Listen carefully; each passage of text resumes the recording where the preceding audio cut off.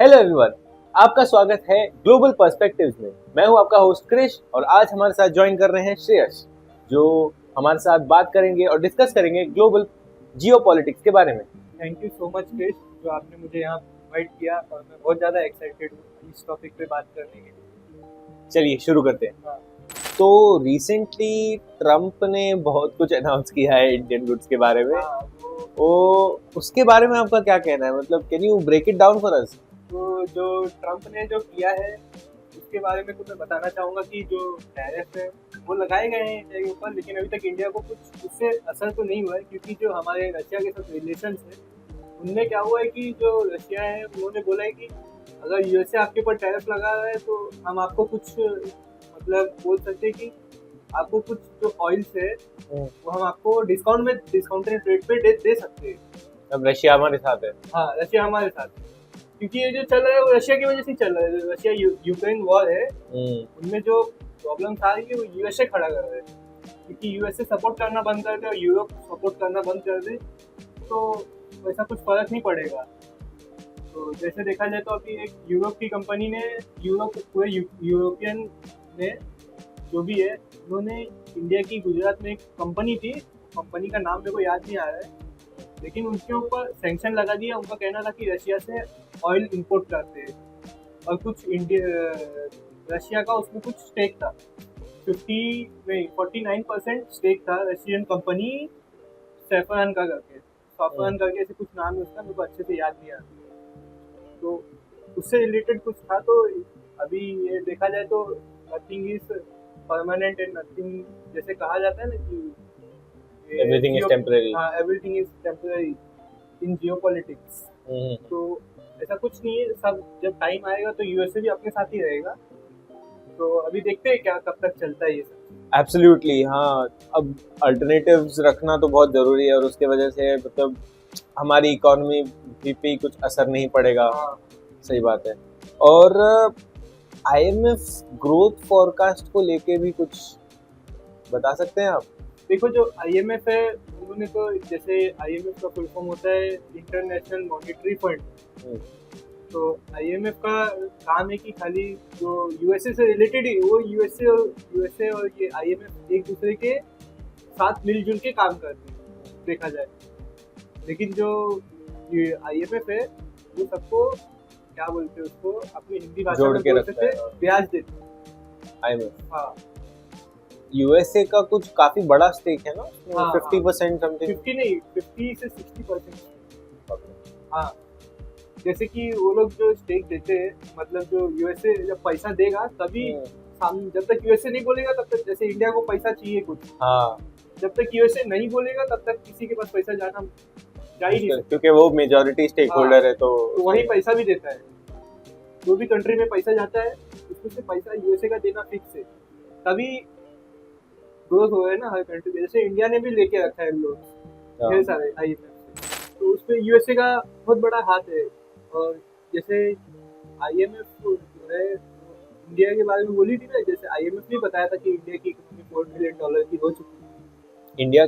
हाँ, आईएमएफ ने बताया था एक्चुअली, वो आईएमएफ ही डिसाइड करता है कि तो कौन सी कंट्री की क्या इकोनॉमी है हाँ, वो वो आईएमएफ बताती है। डिसाइड करेगा। तो जैसे अपना जो ट्रेड का जो भी रहता है ना कि ट्रेड जो भी होता है वो सब देख के समझ के आईएमएफ बताता है कि ट्रेड के हिसाब से कितने की ग्रोथ हो रही है। अभी जैसे इंडिया की ग्रोथ चल रही है 7 से लेके 8.6 तक चल रही है, 8.6 7.6, ऐसे ही हर फाइनेंशियल ईयर में इंडिया की ग्रोथ बढ़ते जा रही है और ये बहुत अच्छी चीज़ है इंडिया के लिए। बाकी जो भी ये जो चल रहे आज के समय इंटरनेट पे उस सब के बारे में क्या कुछ भी इंडिया के अपोजिट कुछ भी बोलते हैं तो बोलने दो, इंडिया अपना काम तो करता ही। मेरा अगला सवाल है ट्रम्प की ट्रेड पॉलिसीज। उसकी जो ट्रेड पॉलिसीज है वो इंडिया यूएस रिलेशन को कैसे बेनिफिट कर रही है? क्योंकि अब जो टैरिफ वगैरह लगाए हैं तो वो बेनिफिट तो मुझे नहीं लगता कि किसी भी तरीके से हो रहा है, but what do you think कि किस तरीके से वो इंडिया यूएस के रिलेशन पे असर कर रहा है? इंडिया यूएस के रिलेशन पे बहुत ज़्यादा असर करता है, बहुत ज़्यादा। जैसे जो पिछले जो 4 से 5 जो प्रेसिडेंट रहे यूएसए के, उन्होंने कोशिश की है इंडिया के साथ रिलेशन बना के रखने के लिए, और उनको बना के रखने के लिए उन्होंने बहुत कुछ किया, जैसे इंडिया को, और इंडिया ने उनके साथ बनाया भी, जैसे बराक ओबामा थे और बराक ओबामा थे, और कौन थे, जो बाइडन ने भी कोशिश की बनाने, और उन्होंने कंटिन्यू किया, जो उनके पीछे जितने लोग बैठे थे उन्होंने कंटिन्यू किया। ओबामा से ही स्टार्ट हुआ इंडिया का यूएस का रिलेशन। तो क्योंकि देखा जाए तो इंडिया ने उनके साथ कंटिन्यू किया भी रिलेशन। इंडिया ने अपाची हेलीकॉप्टर खरीदा, चिनूक हेलीकॉप्टर खरीदा, और बहुत सारे वेपन्स खरीदे, जो अपने वेपन ट्रांसफर एयरप्लेन से बहुत बड़े बड़े वो इंडिया ने यूएसए से लिए। यूएस टेक्नोलॉजी यूएसए के साथ बहुत सारे एग्रीमेंट करके रखे। ये इंडिया बहुत सारे अपने ये युद्ध अभ्यास करता है, युद्ध अभ्यास बहुत सारे होते हैं इंडिया के आज भी। लेकिन जो यूएसए की जो ट्रेड पॉलिसी है ना, जैसे वो पिछले टर्म में आए थे तो उन्होंने चाइना के साथ ट्रेड वॉर चालू किया था। हाँ, चाइना के साथ ट्रेड वॉर चालू किया था। वो जैसे देखा जाए तो यूएसए ने चाइना को बहुत ज़्यादा इफेक्ट भी किया था।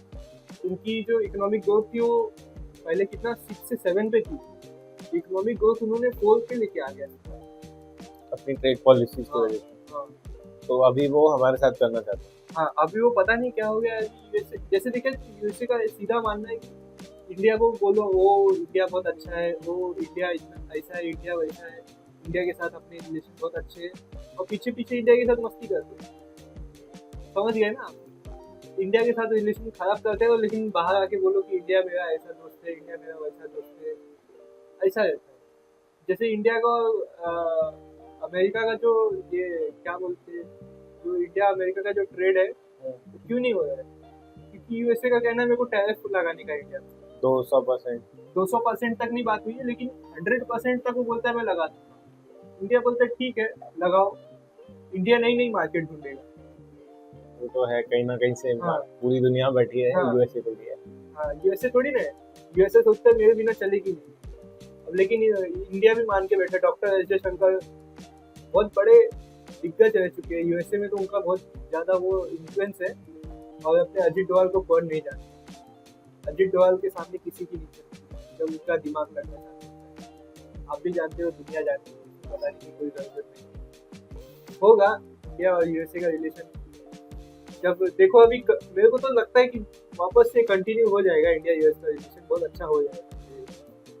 देखें अगले टर्म में क्या होता है। अगले टर्म में नहीं, ये खाली मेरे को लगता है 2 इयर्स की चीज है, क्योंकि इंडिया मतलब ट्रम्प के बाद अगर अगले टर्म में कोई और आता है, हाँ, वो तो इंडिया के साथ रिलेशन बनाने की कोशिश करेगा। ये तो यूएस, अगर बाइडेन वापस आ रहा है, बाइडेन का आना मुश्किल, बाइडेन नहीं, अब कोई नया, या तो कमला हैरिस आएगी, अब इतना लिख। कमला हैरिस अलग हुआ है। तो बहुत अच्छा लगा आपसे बात करके, आपसे डिस्कस करके सारे जियोपॉलिटिकल सिचुएशंस के बारे में। आई होप व्यूअर्स को भी बहुत अच्छा लगा हो सुन के। Thank you guys for tuning in, और मिलते हैं अगले एपिसोड में।